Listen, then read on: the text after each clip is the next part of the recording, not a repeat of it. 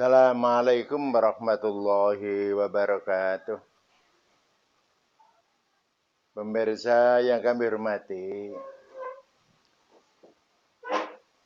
pada hari ini adalah pertemuan kami bersama pemirsa yang ke-30. Sebelum kami sampaikan kelanjutan daripada pertemuan ini, baiklah kita singgung pelajaran yang saya sampaikan pada pertemuan yang lalu, yaitu bahwa bahaya itu harus dihilangkan. Bagaimana kalau bahaya itu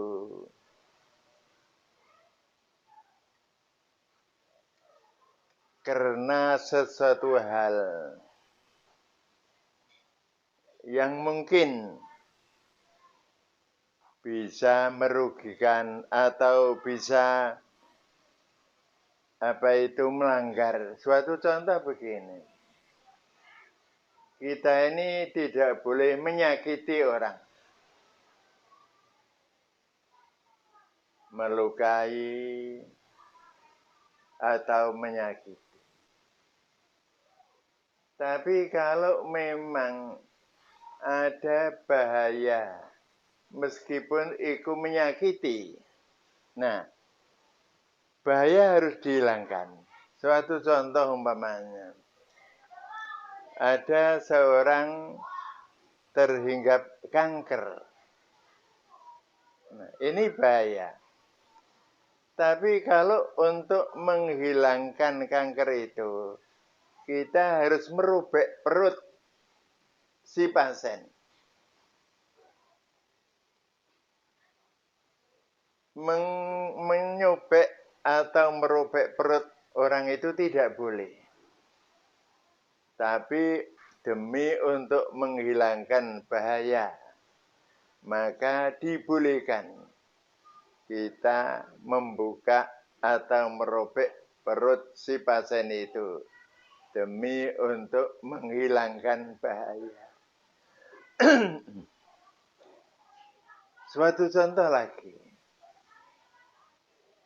ada seorang ibu yang mengandung. Pada waktu itu, si anak tidak bisa keluar kalau tidak merobek perut ibunya. Maka dibolehkan untuk membuka perut ibu demi untuk menyelamatkan bahaya kematian anak itu. Itu ad-doror yuzal. Tapi di dalam usul fikih ada kaidah la yuzalu dororu bid-dor. Ad-doror la yuzalu bid-doror. Bahaya tidak boleh dihilangkan dengan bahaya baru. Artinya ada bahaya. Tapi kalau bahaya ini dihilangkan, maka akan muncul bahaya baru. Nah, ini tidak boleh. Suatu contoh umpamanya, ada dua orang dalam keadaan bahaya kelaparan. Nah, kalau ini tidak makan, mati. Kalau ini tidak makan, mati.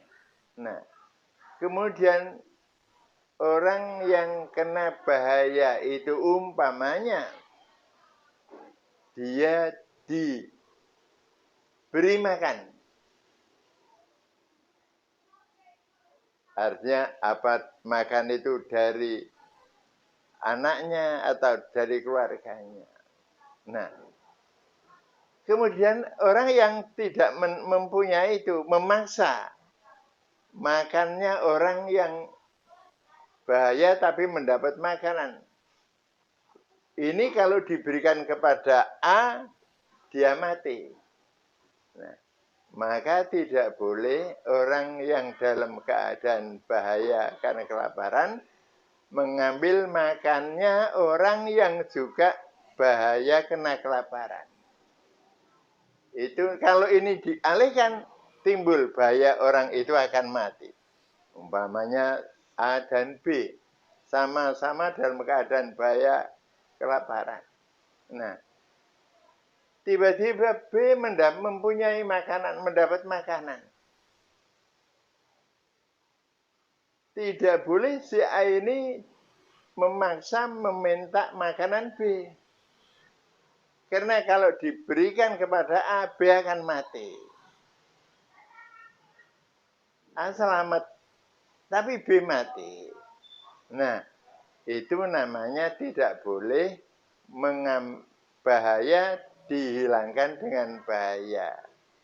Menyelamatkan A, tapi B mati. Nah, itu ad-darar la yuzalu bid-darar. Kemudian ada kaidah ma ubiha lid-darurah yuqaddaru bi qadariha. Dibolehkan darurah itu adalah sesuai dengan ukurannya. Suatu contoh begini. Ada seorang kelaparan. Boleh makan daging atau boleh makan bangkai.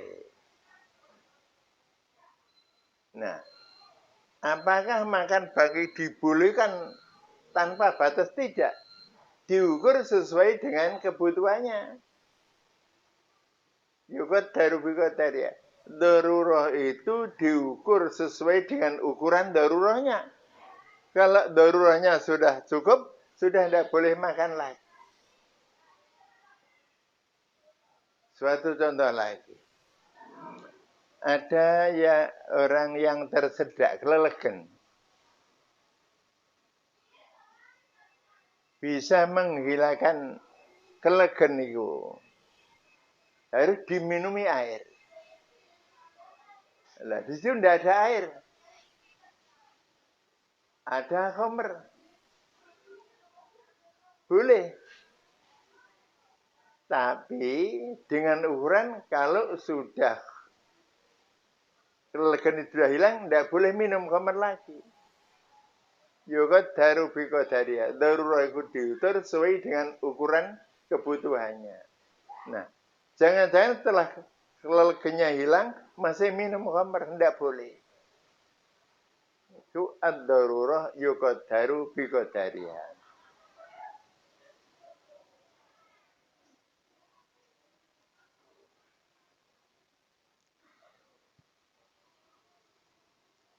Demikian juga, mestinya seorang yang akan menikah itu disunatkan untuk nontonin khitbah, nonton.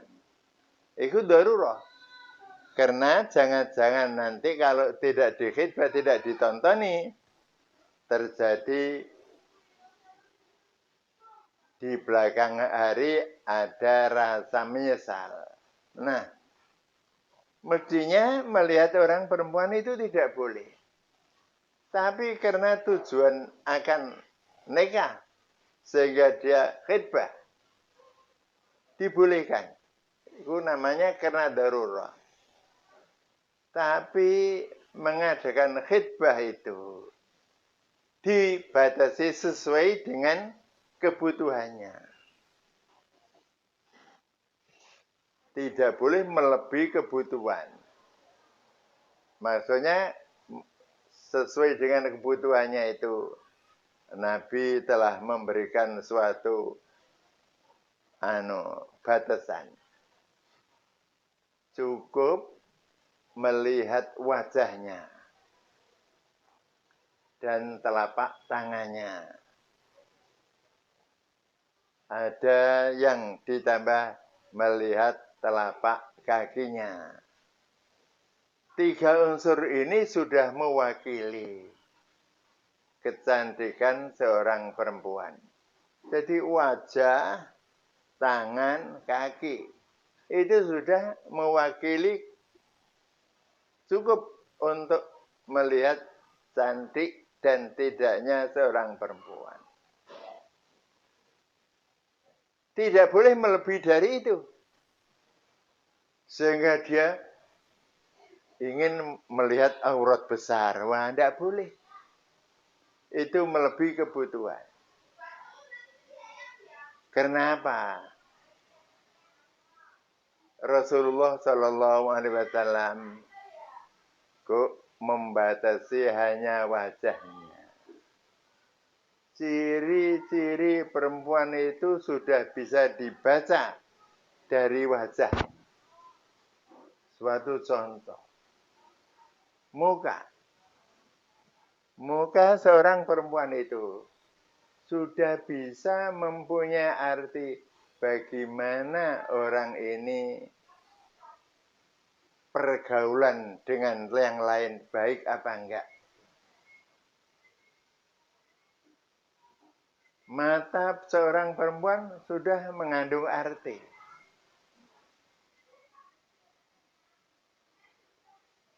Arti apa? Seorang perempuan itu bisa dilihat cantik dan tidaknya diantaranya unsur mata.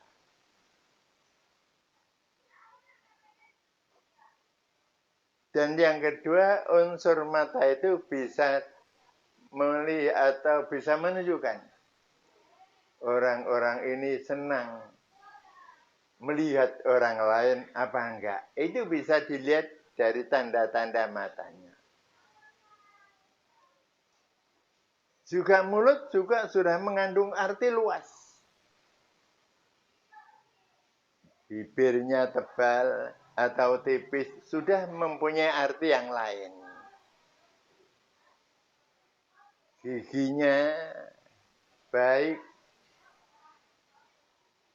atau giginya tidak baik itu sudah bisa mengandung arti.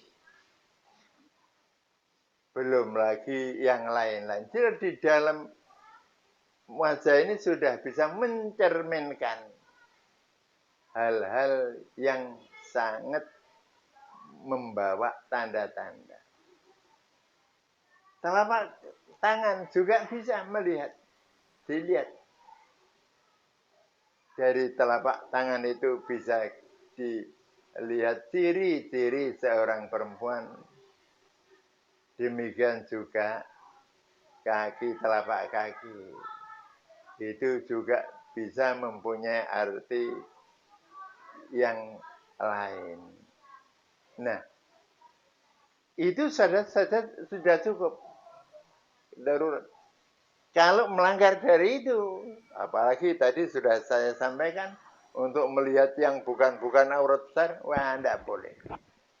Itu ad-darurah yuqaddaru biqadariha.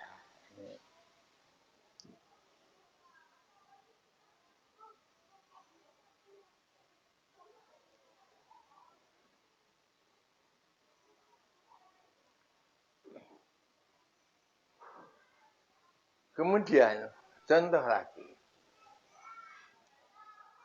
Sesungguhnya Islam melarang seorang itu kawin dengan orang gila. Dilarang.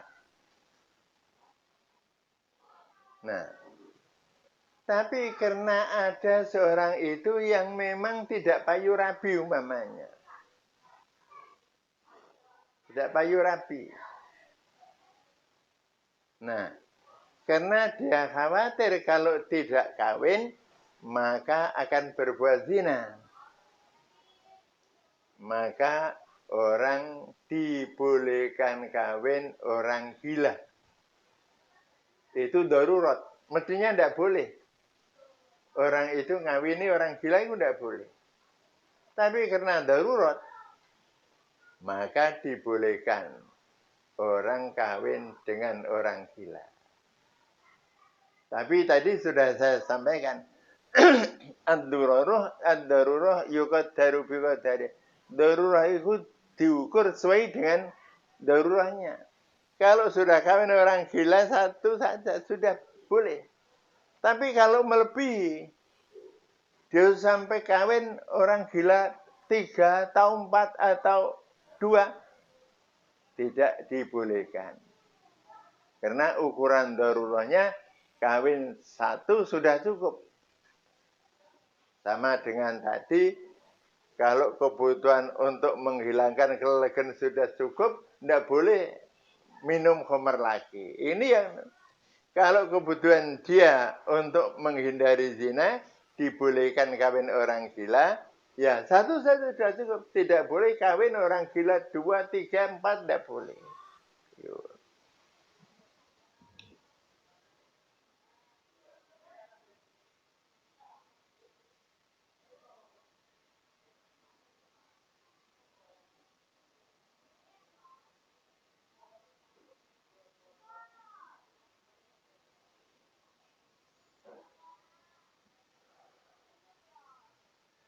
Kemudian,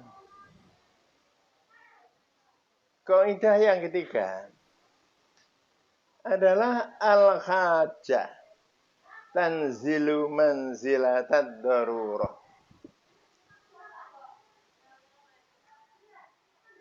Tidak darurat, tapi memang sangat dibutuhkan. Hal yang sangat dibutuhkan itu kedudukannya sama saja dengan darurat. Jadi mestinya tidak boleh menjadi boleh. Kayak seperti darurat. Darurat mestinya tidak, hal itu tidak boleh, tapi karena darurat boleh. Demikian al-hajah. Ada kebutuhan itu kadang-kadang kedudukannya sama dengan darurat. Sehingga bisa dibolehkan hal-hal yang mestinya tidak boleh.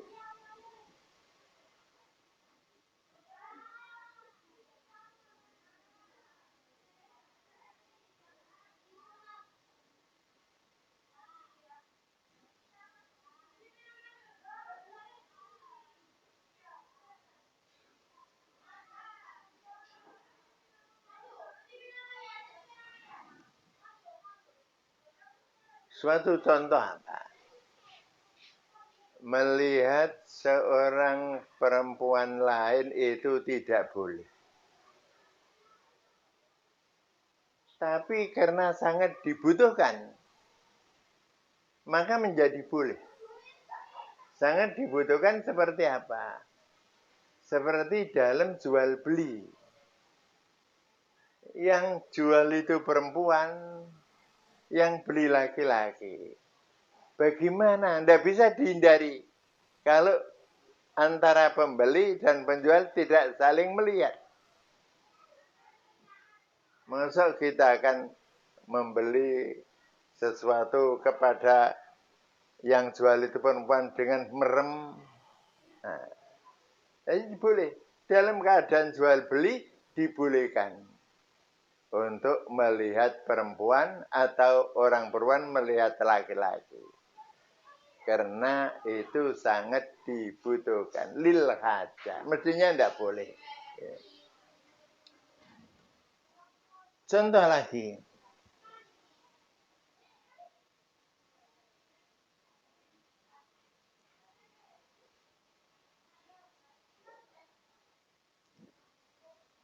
Khiwalah. Khiwalah itu apa? Memindahkan hutang. Umpamanya saja, A mempunyai hutang kepada B 1 juta. B mempunyai hutang kepada C 1 juta. Nah, B menagih si A agar membayar dia hutang dia 1 juta kepada B. C, si B mempunyai hutang kepada C juga 1 juta. Nah, Jadi A mempunyai hutang kepada B 1 juta, B mempunyai hutang kepada C 1 juta. Sekarang dihiwalah, dipindahkan.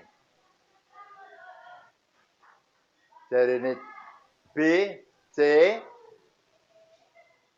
aku dihutang kue 1 juta. Si A juga punya hutang kepada saya 1 juta.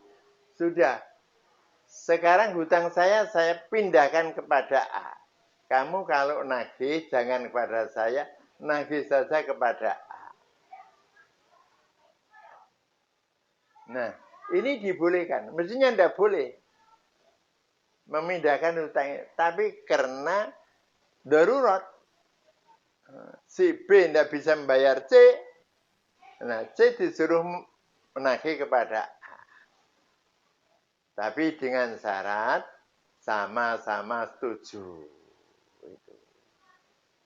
Itu namanya al-hajah tanzilu ad-darurat. Al-hajah tanzilu manzilatad darurat. Terpaksa.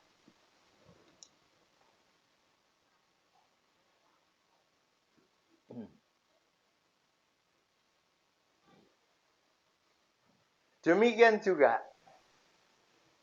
ada hal yang memang dibutuhkan, tapi mestinya tidak boleh. Yaitu bai'ul mughibat, menjual barang yang tidak bisa dilihat. Suatu contoh, kita punya tanaman kacang yang masih di dalam tanah. Nah, ini demi untuk memudahkan baik yang menjual atau yang membeli supaya lebih mudah. Maka dibolehkan istilahnya nebas. Kacang kuwi tebas. Sakmene. Nah, itu di dalam perdagangan sering terjadi. Nebas menyok, nebas bengkoang, nebas kacang brol, dan lain-lain. Itu demi untuk memudahkan antara pembeli dan penjual. Pembeli akan lebih senang mendapat uang sekaligus. Nah, si penjual lebih senang sekaligus diambil. Nah, ini namanya ad-darurah tanzil al-hajah tanzilu manzilatad darurah.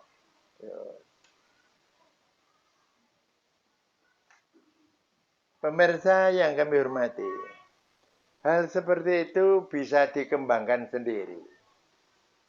Dari kaidah, 3 kaidah itu bisa dikembangkan sendiri-sendiri sesuai dengan situasi dan kondisi. Saya kira dalam pertemuan ini saya cukupi sekian dan saya akhiri wassalamualaikum warahmatullahi wabarakatuh.